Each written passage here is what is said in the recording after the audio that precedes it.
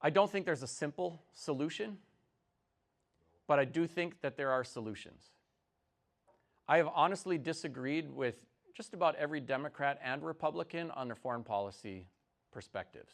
I don't think we should use our foreign policy, including with Ukraine, simply to weaken Russia.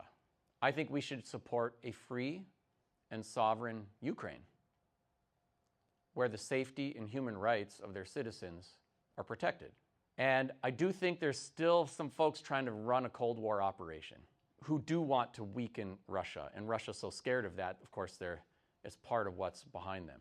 We've been very inconsistent in our foreign policy. Didn't bat an eyelash when Russia invaded Crimea, and then it was a whole different story when they came after the rest of Ukraine. I think we should have principled positions, and we should have foreign policy directives that are consistent, and I think it would be easier to navigate. There's a way to de-escalate things with Russia. They're scared, like they're so outgunned by NATO, and they're worried about NATO going closer and closer. Of course, they brought it on themselves by being so threatening to all of their neighbors. Like you had Finland and Sweden joining NATO, that had never happened. So it did not go well for them.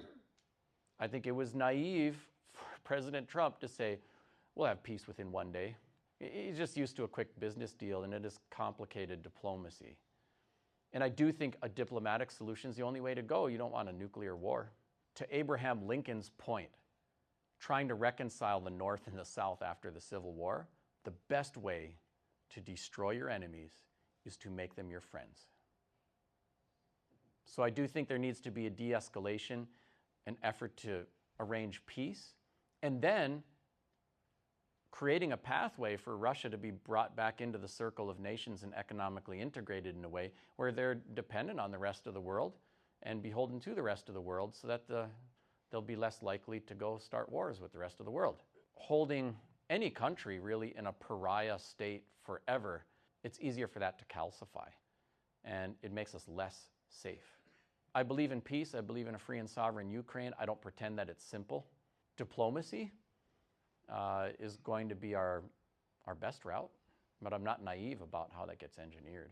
And I think a lot of the information we get gets so filtered by everyone else. Like, Russia knows that if it gets really serious, that the eastern part of their country is a big bowl of glass.